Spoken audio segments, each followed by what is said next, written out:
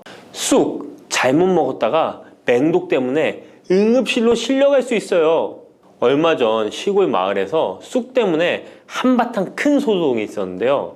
마을 사람 7명이 쑥을 먹고 응급실에 실려갔던 거예요. 도대체 왜 그들은 응급실에 실려간 걸까요? 봄이면 향긋한 향과 쌉싸름한 맛으로 많이 먹는 쑥이 사실 정말 잘 알고 드셔야 한다는 건데요. 잘못 알고 먹으면 이 마을 사람들처럼 응급실에 실려갈 수 있다는 거예요. 그럼 지금부터 쑥 드실 때 주의할 점, 그리고 쑥을 드시면 안 되는 분들, 쑥과 함께 드시면 안 되는 음식, 쑥의 효능, 쑥과 함께 드시면 보약이 되는 음식에는 어떤 것이 있는지 쑥 건강하게 먹는 방법까지 알려드릴게요. 우리나라에 자라는 쑥의 종류가 40종이 넘고 쑥과 비슷하게 생긴 독초도 있어 채취 시 주의해야 합니다. 먼저 오초라는 독초가 있는데 쑥과 비슷하여 해마다 오초를 섭취하고 병원에 실려오는 환자들이 있습니다. 이 오초는 조선시대에는 사약을 만들 때 사용할 정도로 맹독을 가지고 있습니다. 많이 자랐을 때는 쑥과 어느 정도 구분이 되지만 어린 잎인 새수는 쑥과 너무 비슷해서 이런 사고가 자주 발생하게 됩니다. 그리고 쑥은 아무 데서나 채취해서 드시면 안 되는데요. 그 이유는 바로 중금속 때문입니다. 도심이나 하천, 도로변에서 채취한 쑥에서는 기준치 이상의 발암물질인 중금속이 검출되고 있어 쑥을 채취할 때는 각별히 주의하시고 웬만하면 안전하게 재배하여 판매되는 쑥을 드시는 것을 권장합니다. 또한 쑥 자체에서도 독성이 있어 주의가 필요한데요. 소화기관이 약한 사람이 과하게 섭취할 경우 복통, 설사 등의 문제가 발생할 수 있습니다. 임산부가 쑥을 드시면 자궁수축을 유발하여 조산이나 유산의 위험을 증가시킬 수 있습니다. 쑥의 독성은 봄에 채취할 때보다 여름에 채취한 싹에서 강하게 나타나게 됩니다. 쑥의 독성으로 인해 알레르기를 일으킬 수 있는데 재채기, 콧물, 눈물이 나며 두드러기, 복통의 증상이 나타날 수 있으며 심하면 호흡곤란이 생길 수 있습니다. 평소에 복숭아, 사과, 해바라기 또는 국화와 식물로 인해 알레르기 반응을 일으키는 분들은 특별히 주의하셔야 합니다. 몸에 열이 많은 분들도 쑥을 함부로 드시면 안 됩니다. 쑥이 몸에 좋다고 하여 계피, 대추 또는 각종 야채를 넣어 차를 끓여 드시기도 하고 물 대신 드시거나 쑥즙을 내어 드시는 분들이 계신데요. 평소 몸에 열이 많은 분들은 절대 이렇게 드시면 안 됩니다. 한의학에서 생쑥은 따뜻하고 익힌 쑥은 뜨겁고 매운 성질을 가지고 있는 식물이라고 합니다. 몸에 열이 많은 분들이 쑥을 저렇게 드시면 몸에 지나치게 많은 열이 발생해 특히 가슴과 머리 쪽으로 올라가게 되는데 이 열로 인해 혈압이 올라가고 심장병의 원인이 될 수도 있습니다. 이런 쑥을 드실 때는 함께 먹는 음식도 중요한데요. 절대로 함께 드시면 안 되는 음식은 우유입니다. 요즘 쑥을 이용해 케이크도 만들고 음료로 쑥 라떼 같은 것도 인기가 높은데요. 쑥의 효능들이 우유와 함께 먹으면 전부 사라지게 되는데요. 우유의 카제인 단백질이 쑥에 있는 폴리페놀과 결합하여 몸에 흡수되지 않고 배출되도록 만들기 때문입니다. 따라서 아무리 좋은 쑥도 우유와 함께 드시면 전혀 소용이 없다니 정말 아쉽죠. 이때 한 가지 방법이 있습니다. 우유 대신 아몬드유나 오트밀 같은 대체유를 사용하시면 이런 문제는 바로 해결이 가능해요. 그렇다면 쑥은 이렇게 주의할 점만 있을까요? 당연히 쑥에는 우리 몸에 좋은 효능들이 많은데요. 쑥의 효능 4가지 바로 알아볼게요. 첫 번째, 쑥의 효능은 염증 제거에 탁월한 효능을 발휘합니다. 쑥은 예로부터 약초로 많이 사용되어 왔고 현대 한의학에서도 쑥은 약재로 많이 사용하고 있습니다. 특히 쑥은 민간요법으로 상처에 붙여 감염을 방지하거나 혈관 내의 염증을 제거하는 데 사용되었는데요. 이러한 쑥의 사용법은 과학적으로도 올바른 방법으로 인정되고 있습니다. 이러한 항염증 효능은 쑥에 함유된 타닌 성분 때문인데요. 타닌은 몸속에 유해물질을 배출하는 데 도움을 주며 쑥 특유의 떫은 맛을 내는 역할도 하지만 항염, 항알러지 작용으로 아토피와 같은 알러지 체질을 개선하는 데 도움을 주기도 합니다. 그리고 혈액 정화 작용을 해주는 클로로필 성분이 풍부하여 혈관 내에 나쁜 콜레스테롤을 흡착하여 배출해주어 혈액순환을 원활하게 해줍니다. 이뿐 아니라 클로로필은 혈액 내의 해로운 병균을 제거해주는 백혈구의 수를 늘려 염증을 억제하는 데 탁월한 효능을 발휘해줍니다. 두 번째 쑥의 효능은 당뇨 개선에 탁월합니다. 쑥에는 이눌린이라는 수용성 식이섬유가 풍부한데요. 이 성분은 장에서 포도당의 흡수를 느리게 만들어 식후의 혈당이 급격히 오르는 것을 예방해 줍니다. 건강한 성인을 대상으로 한 최근의 한 연구에서는 이들이 쑥 추출물을 먹고 난 후에 식후 혈당이 눈에 띄게 낮아진 결과를 확인할 수 있었습니다. 그리고 클로로겐산이라는 성분이 많아 간에서는 포도당의 합성을 억제하고 근육에서는 포도당의 이용을 촉진해서 혈당 조절에 큰 역할을 해준답니다. 실제 연구에서도 클로로겐산은 공복 혈당과 당화혈색소가 크게 낮아지고 인슐린 감수성이 높아진 사실도 밝혀졌습니다. 그런데 이 두 가지 성분보다도 훨씬 더 중요한 것이 있는데요. 그것은 바로 시네올입니다. 시네올이 혈당 조절에 결정적인 역할을 하는데요.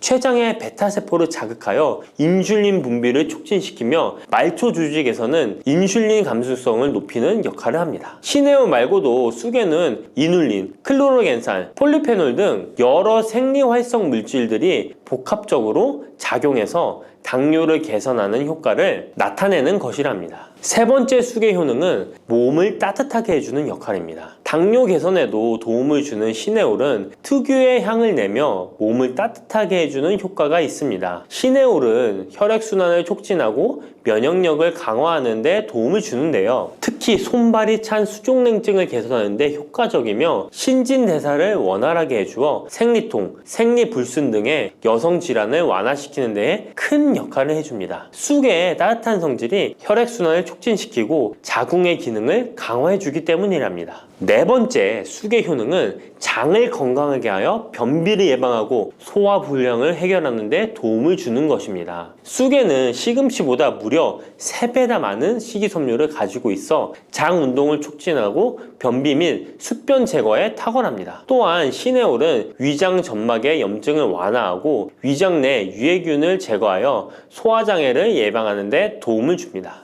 그리고 쑥에 함유된 비타민 A는 장내의 점막을 보호하여 장 건강을 유지하는 데 도움을 주며 항산화 작용에 뛰어난 비타민 C는 장내 유해균을 제거해 주어 장내 환경을 건강하게 해줍니다. 평소 소화가 잘 되지 않는 분은 쑥을 섭취하셔서 답답하고 더부룩한 증상을 해결하면 정말 좋겠죠? 근데 쑥을 드실 때 쑥만 드시는 게 아니잖아요. 다른 음식들과 같이 드시는데 쑥도 궁합이 맞는 음식이 따로 있다는 거 아시나요? 이렇게 몸에 좋은 쑥도 함께 드시면 보약이 되는 찰떡궁합 음식이 있습니다. 쑥과 함께 드시면 보약이 되는 첫 번째 음식은 쌀입니다. 쑥하면 생각나는 음식이 쑥떡 아닌가요? 어릴 적 쑥개떡을 맛있게 먹었던 기억이 있는데요. 쑥떡은 우리나라 사람들에게 사랑받는 음식입니다. 많은 분들이 나이가 들며 당뇨도 많이 생기고 혈당이 오르는 것을 염려하여 쌀밥을 줄이시는 경우가 많이 있는데요. 쌀은 우리 식단에서 빼놓을 수 없죠. 쌀은 70% 이상이 녹말로 구성되어 있어 우리 몸에 필요한 에너지를 제공하는 핵심 원료입니다. 이 녹말은 우리 몸에 거의 완벽하게 흡수되는데요. 쌀에는 6% 이상의 단백질도 함유되어 있어 근육에 필요한 활력과 에너지를 보충해주는 역할도 합니다. 하지만 쌀에는 지방,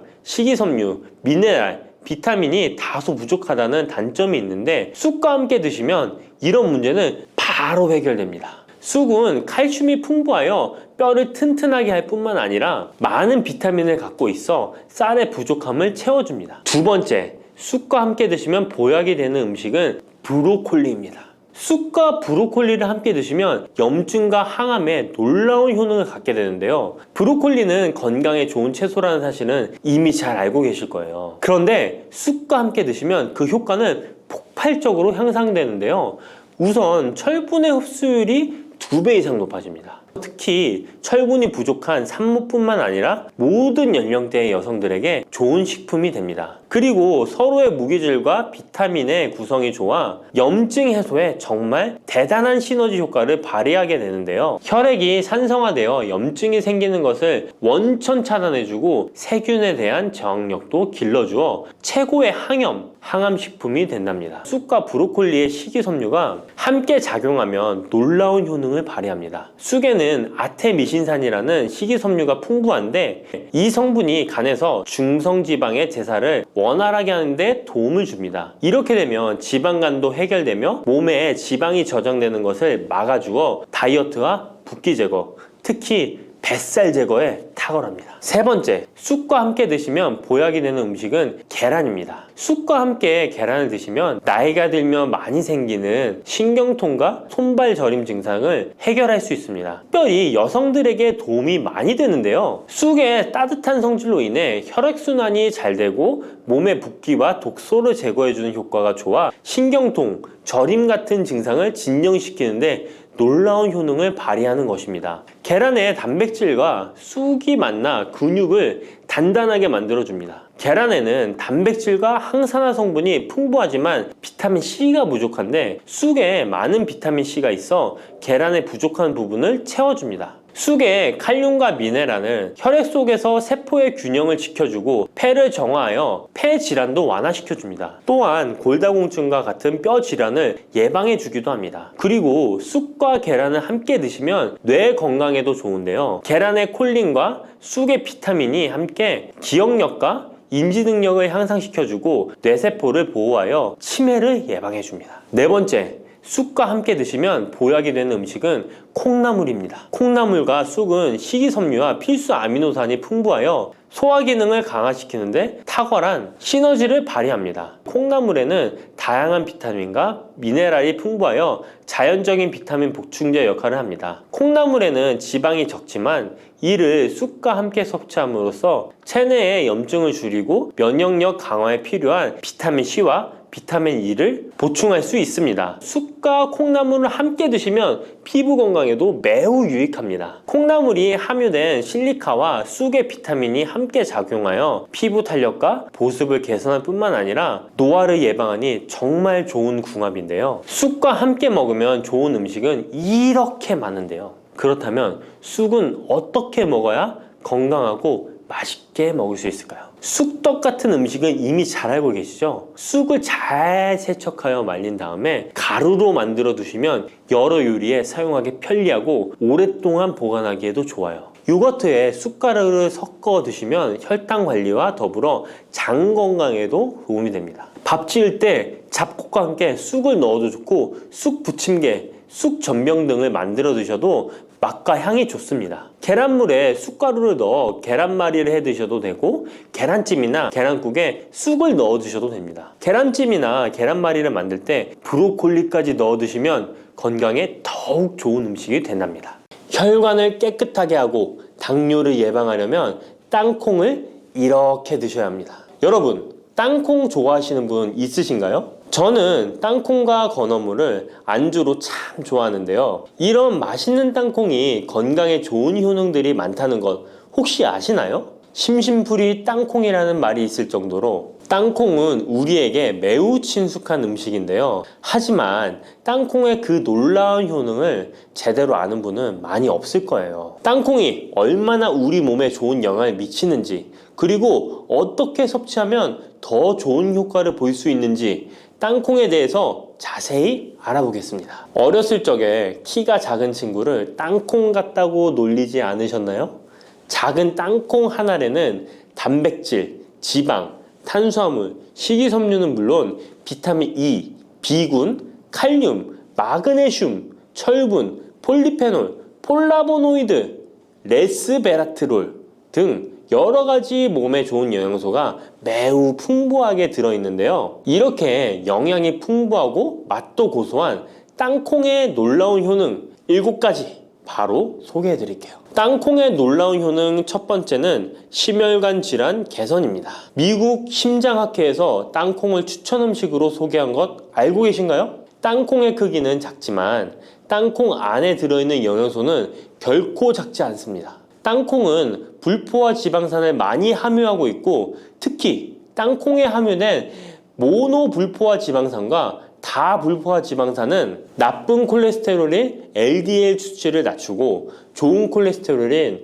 HDL을 높이는 데 도움이 됩니다. 또한 땅콩에 함유된 단일 불포화 지방산은 혈중 콜레스테롤 수치를 낮추는 데 도움을 주는데요. 혈중 콜레스테롤이 낮아져 심장 건강을 지키는데 매우 좋은 작용을 하는 것이죠. 또한 땅콩은 불포화 지방산이 풍부하고 비타민 E가 풍부하게 들어있어 심혈관 건강에 도움을 주고 혈관을 보호하며 혈액순환과 동맥경화증을 예방하고 심장 질환의 위험을 줄여줍니다. 또한 땅콩은 마그네슘, 칼륨, 식이섬유와 같은 심혈관 건강에 중요한 영양소를 함유하고 있어 혈압을 조절하고 혈관을 건강하게 유지하는 데 도움을 준다는 것 꼭 기억해 주세요. 땅콩의 놀라운 효능 두 번째는 뇌 건강에 도움을 주는 것입니다. 땅콩에는 레시틴과 비타민 E가 들어있는데요. 이 성분들은 뇌세포를 보호하고 뇌 건강을 유지하는 데 중요한 역할을 합니다. 특히 땅콩은 기억력과 집중력 향상에 도움이 될 수 있어 중년과 노년층에게 매우 유익한 음식이라는 것 아시나요? 땅콩이 함유된 비타민 E, 폴리페놀, 특히 레스베라트롤 등 강력한 항산화 성분은 뇌 건강에 도움을 줍니다. 이러한 항산화 성분은 뇌에서 발생할 수 있는 산화 스트레스를 줄여주며 이는 신경세포를 보호하고 뇌 기능을 향상시키는 기능도 해준답니다. 또한 땅콩은 불포화 지방산, 특히 오메가3 지방산을 포함하고 있어 뇌 기능을 개선하고 치매와 같은 뇌 질환을 예방할 수도 있는데요. 특히 불포화 지방산은 뇌세포의 구성 성분으로 중요한 역할을 하며 뇌신경 전도 속도를 높여 기억력과 합승 능력을 향상시킬 수 있습니다. 땅콩의 효능 정말 놀랍지 않나요? 아직 놀라기는 이른데요. 땅콩의 효능 세 번째는 체중 관리에 도움을 주는 것입니다. 땅콩은 단백질과 섬유질이 풍부해서 조금만 먹어도 포만감을 오래 유지시켜주는데요. 그래서 과식을 예방하고 체중을 관리하는 데 도움을 줄 수 있죠. 그냥 땅콩도 좋지만 땅콩을 갈아 만든 땅콩 버터도 포만감을 오래 유지시켜줘서 과식을 방지하는 데 효과적입니다. 또한 단백질과 지방산이 풍부해서 에너지를 공급하고 건강한 체중 관리를 돕습니다. 하지만 모든 음식은 과유불급, 작지만 영양이 풍부한 땅콩은 고칼로리 식품이기 때문에 하루에 10알에서 20알 정도 적당량을 섭취하는 것이 중요하다는 것 꼭 기억해 주세요. 땅콩의 놀라운 효능 네 번째는 바로 당뇨 관리 효능입니다. 땅콩이 당뇨에 효능이 있다니 신기하죠? 땅콩에는 불포화 지방산이 많이 함유되어 있고 혈당 수치가 낮아서 혈당을 천천히 올리는 효과가 있는데요. 그래서 당뇨병 환자들에게도 좋은 간식으로 평가되고 있습니다. 또한 땅콩에 포함된 섬유질과 단백질이 혈당을 안정적으로 유지하는 데 도움을 주는데요. 땅콩에 포함된 식이섬유 또한 혈당의 흡수를 늦추고 혈당 수치를 안정적으로 유지하는 데 도움을 준다는 것입니다. 뿐만 아니라 땅콩의 마그네슘과 비타민 B9는 인슐린 감수성을 향상시키는데 도움을 주고 이로 인해 땅콩은 당뇨병 예방 및 혈당 관리에 탁월한 식품으로 평가되고 있죠. 땅콩의 효능 정말 놀랍지 않나요? 아직 안 끝났습니다. 땅콩의 효능 다섯 번째는 피부 건강에 도움을 주는 것입니다. 땅콩에 들어있는 비타민 E와 항산화 물질이 피부를 건강하게 유지하는 데 좋은 영향을 주는데요. 땅콩에 들어있는 비타민 E는 강력한 항산화제로 피부 세포를 자유 라디칼로부터 보호하고 피부 노화를 지연시키는 데 좋은 영향을 줍니다. 이 성분은 피부의 탄력을 유지하고 주름을 예방하는 데 효과적이며 피부 노화를 방지하고 염증을 줄이며 피부를 매끄럽고 촉촉하게 만들어줍니다. 그래서 땅콩은 아름다운 피부를 위한 좋은 식품이죠. 그리고 땅콩에 포함된 불포화 지방산, 특히 올레산과 리놀렌산은 피부의 수분 유지를 도와 피부가 건조해지지 않도록 하며 염증을 줄여 피부 트러블을 완화하는 데 도움을 줄 수 있습니다. 뿐만 아니라 땅콩에는 아연이 포함되어 있어 피부 회복에 중요한 역할을 합니다. 땅콩에 함유되어 있는 아연은 상처 치유를 돕고 여드름과 같은 피부 문제를 개선하는 데 놀라운 효능도 있습니다.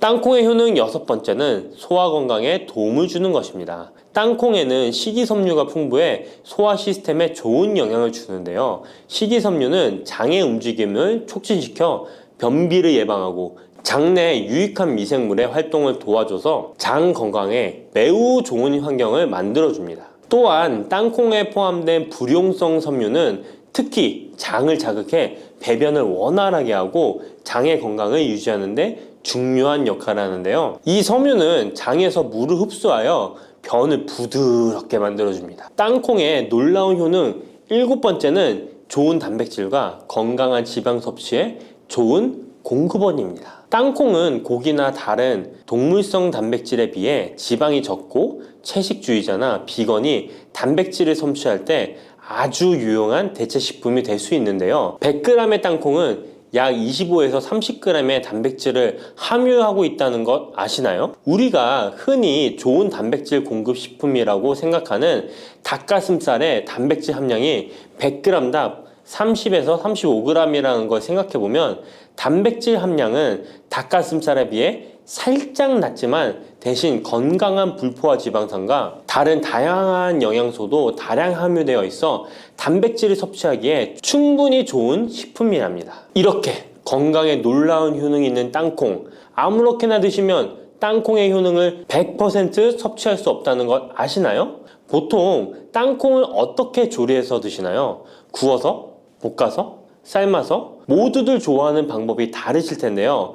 생땅콩을 먹는 것이 가장 좋다라고 들으신 분들도 있으실 거예요. 과연 땅콩을 가공하지 않고 생으로 먹는 것이 가장 좋은 방법일까요? 정답은 아니오입니다. 생땅콩에는 독성이 있을 수 있는 물질인 아플라톡신이 포함되어 있을 수 있기 때문에 이를 피하기 위해서는 반드시 충분히 익혀 먹어야 하는데요. 볶거나 구운 땅콩은 아플라톡신을 제거할 수 있어 안전하게 섭취할 수 있지만 그보다는 땅콩을 삶아서 먹는 것이 더 건강에 좋다는 것 알려드릴게요. 땅콩을 삶았을 때 더욱 건강에 좋은 이유 몇 가지가 있는데요. 바로 알려드릴게요. 첫 번째, 삶은 땅콩은 볶은 땅콩에 비해 항산화 성분이 더 많습니다. 볶을 때 일부 항산화 성분이 파괴될 수 있고, 또한 땅콩의 껍질에는 폴리페놀과 레스베라트롤이 풍부하게 함유되어 있기 때문에 땅콩을 볶은 뒤 버리는 껍질은 이런 몸에 유익한 성분들을 섭취할 수 없기 때문입니다. 두 번째, 삶은 땅콩은 과일산이 더 적고 식이섬유도 풍부한데 이로 인해 소화가 더 용이합니다.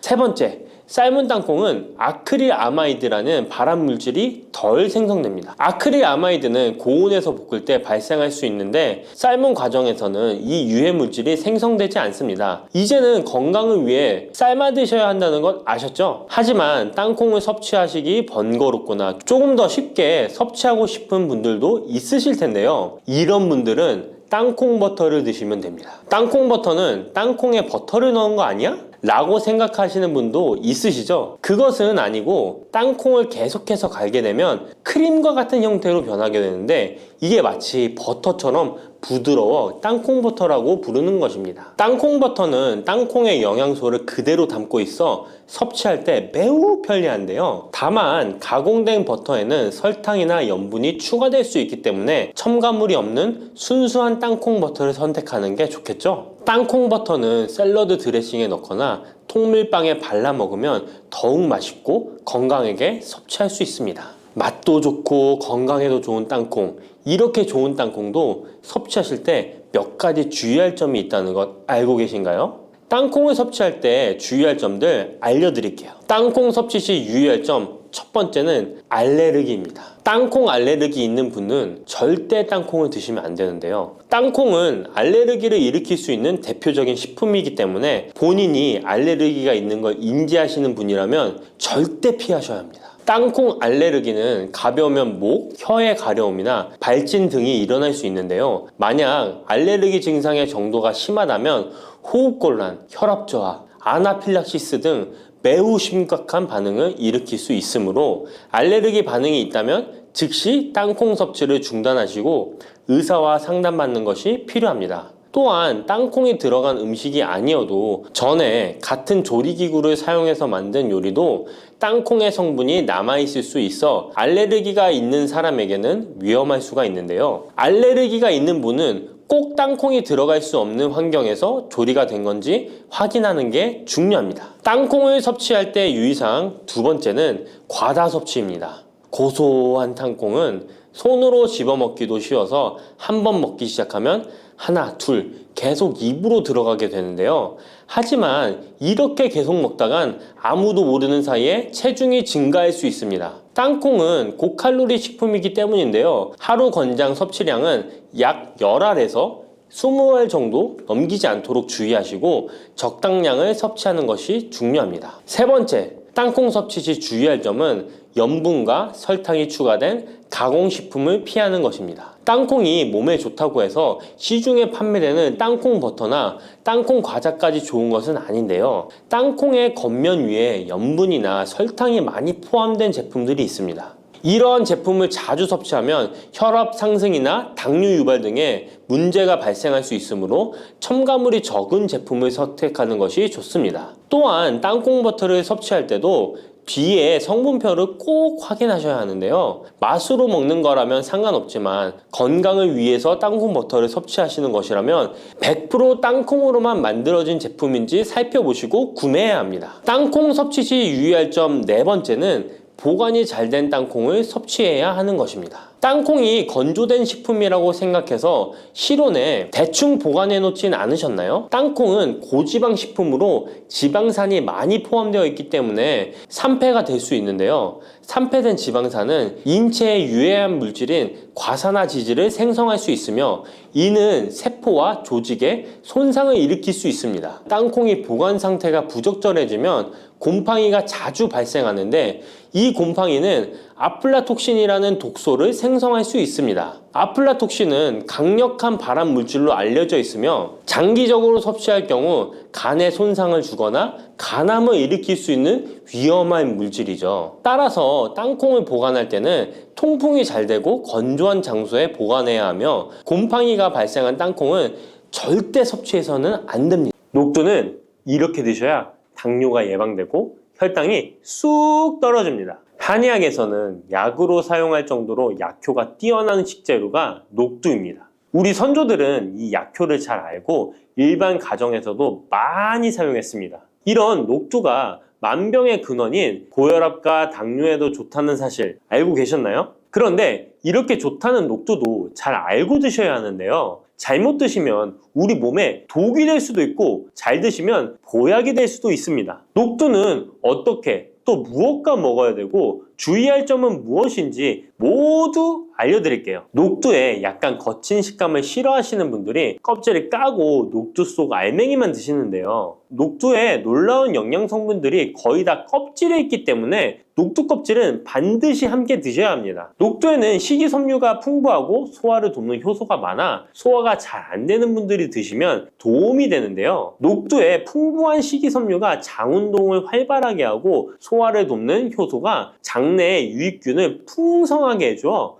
장 건강을 개선해 줄 수 있습니다. 우리 선조들은 기억력이 많이 약해진 환자에게 녹두죽을 먹여 몸을 회복시켜 주었는데요. 그만큼 몸이 약해진 환자들의 몸에도 흡수가 잘 될 만큼 녹두가 우리 몸에 좋다는 것이죠. 놀랍게도 녹두에는 마그네슘, 칼슘과 같은 미네랄 성분들도 풍부한데요. 이 풍부한 칼슘은 골다공증을 예방하고 뼈를 튼튼하게 하는 효과가 있습니다. 칼슘이 뼈를 이루는 주성분인 것은 잘 알고 계시죠? 마그네슘은 이런 필수 미네랄인 칼슘의 흡수를 도와주기 때문에 녹두가 뼈 건강에도 놀라운 효능을 발휘할 수 있는 것입니다. 그런데 녹두는 성질이 차기 때문에 몸이 찬 분들은 주의해서 드시는 게 좋은데요. 이 때문에 녹두의 껍질을 벗기고 드시는 분들이 있습니다.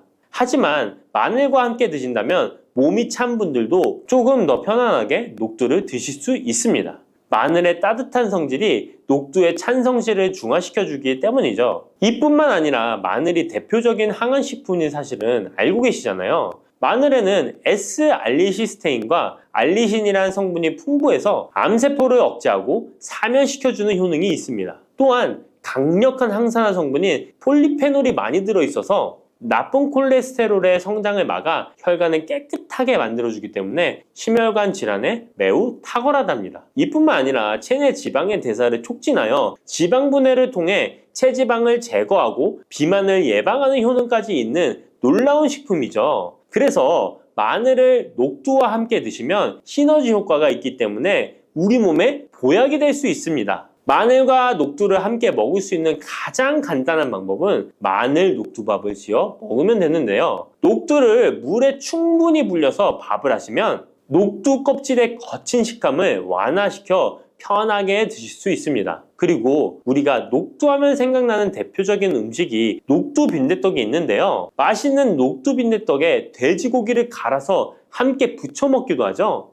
이 방법은 영양학적으로도 탁월한 조합이 됩니다. 녹두에 부족한 필수 아미노산인 트립토판 같은 성분이 돼지고기에 풍부하게 들어있기 때문인데요. 트립토판이나 메티오닌 같은 필수 아미노산은 우리 몸에서 합성되지 않아 반드시 음식을 통해 섭취해야 합니다. 돼지고기가 이런 아미노산의 훌륭한 공급원이 될 수 있기 때문에 나이가 들면서 기력이 약해진 분들이 녹두와 돼지고기를 함께 드시게 되면 기력 회복에 좋은 효과를 보실 수 있습니다. 또한 돼지고기에는 단백질이 풍부하여 근육을 튼튼하게 하는데 도움을 주고 풍부한 비타민 B1은 피로 회복과 신경 안정에도 매우 효과적입니다. 철분도 풍부해 나이가 들며 부족해지는 철분 보충에도 효과를 볼 수 있고, 필수 지방산인 리놀렌산이 많아 동맥경화와 고혈압 같은 성인병의 예방, 아연, 셀레늄, 비타민 B6 등의 영양소가 면역력을 강화하는 데에도 도움을 줍니다. 녹두는 또한 혈당을 낮춰주고 인슐린 감수성을 높여주는 효능이 있어서 당뇨 관리에도 너무 좋은 식품인데요. 풍부한 식이섬유는 소장에서 당의 흡수를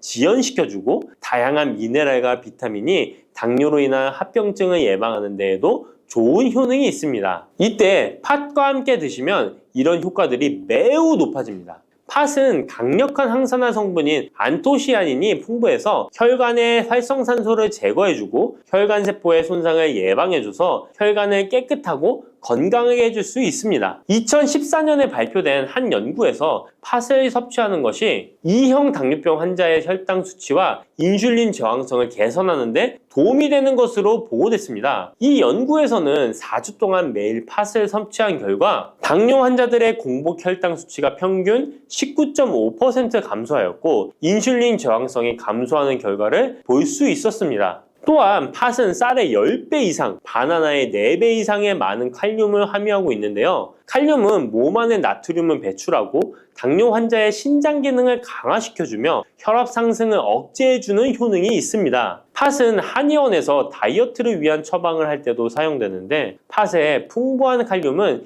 이뇨작용을 통해 부종을 줄여줄 수 있기 때문에 지방이 몸에 축적이 잘 되어 살이 찌는 사람에게 효과적입니다. 특히 쉽게 붓고 살이 찌는 분들에게 더욱 효과가 좋은데요. 한 실험에서 실험쥐에 팥 추출물을 먹였더니 체지방 함량이 30% 이상 줄었고 몸무게도 37%나 감소한 결과를 발표하기도 했습니다. 자, 이렇게 녹두와 함께 복용하면 좋은 식품들을 알아보았는데요. 그렇다면 녹두를 복용할 때 주의할 점은 어떤 것이 있는지도 한번 살펴보겠습니다. 첫 번째는 녹두의 차가운 성질인데요. 녹두의 차가운 성질은 우리 몸의 열을 낮춰주고 스트레스를 해소하는 효과가 있습니다. 또한 염증 완화를 시키고 통증을 줄이는 데도 도움이 되는데요. 그래서 녹두로 속을 채운 베개를 쓰면 두통이 완화되기도 합니다. 다만 이런 찬 효능 때문에 녹두를 드실 때 주의하셔야 하는데요. 평소 몸이 찬 분들이 녹두를 많이 드시게 되면 오히려 몸에 해가 될 수 있습니다. 위나 장이 차가워지면 소화력이 떨어지고 복통이나 변비, 설사가 나타날 수 있습니다. 이런 분들이 녹두를 드시려면 앞에서 알려드린 대로 마늘과 함께 드셔보시기 바랍니다. 그리고 두 번째 주의할 점은 바로 녹두의 강력한 해독작용입니다. 녹두의 해독작용은 우리 몸의 중요한 장기 중 하나인 간에 많은 도움을 주는데요. 간은 우리 몸의 독소를 해독하는 역할을 맡고 있는데 녹두가 이런 간의 해독 기능을 도와주게 됩니다. 녹두의 풍부한 단백질과 펩타이드는 간 해독작용에 필요한 글루타치온의 원료를 공급해주며 체내의 중금속과 독성물질과 결합하여 몸 밖으로 내보내는 역할을 하게 됩니다. 특히 중금속 해독 연구에서는 납, 카드뮴 등의 흡수를 억제하거나 배출을 도와서 독성 완화 효과를 보여주기도 했습니다. 하지만 이런 효과가 우리가 보약을 복용하는 경우에는 상극이 될 수 있습니다. 보약의 효과가 녹두의 해독작용 때문에 많이 사라져버릴 수 있기 때문입니다. 그래서 한의원에서 한약을 지으면 녹두나 숙주나물을 먹지 말라고 얘기하는 겁니다. 이런 녹두의 해독작용은 녹두의 껍질에 있는 성분 때문에 나타나게 되는데요. 따라서 껍질을 제거하고 만든 요리나 녹두 전분으로 만든 청포묵, 녹두당면을 드시면 녹두의 해독작용은 누릴 수가 없습니다. 물론 녹두 껍질을 제거해도 알맹이에 영양 성분들이 풍부한데요. 해독작용이 필요한 경우에는 껍질을 제거하지 않고 복용하시는 게 좋습니다. 세 번째로 복용 시에 주의할 점은 녹두의 풍부한 칼륨입니다. 앞에서 얘기했던 것처럼 칼륨은 나트륨을 배출해주며 당뇨와 고혈압에 도움이 되지만 신장이 약하신 분들에게는 간혹 독이 될 수 있습니다. 신장이 약하신 분들이 녹두를 필요 이상 많이 드시게 되면 칼륨 배출이 제대로 안 되면서 몸에 칼륨이 쌓여서 고칼륨 혈증이 발생할 수 있습니다. 그렇게 되면 근육 약화나 부정맥, 심장 질환 등의 증상이 발생할 수 있으니까 신장이 약하신 분들은 과도하게 많이 드시지 않는 게 좋습니다.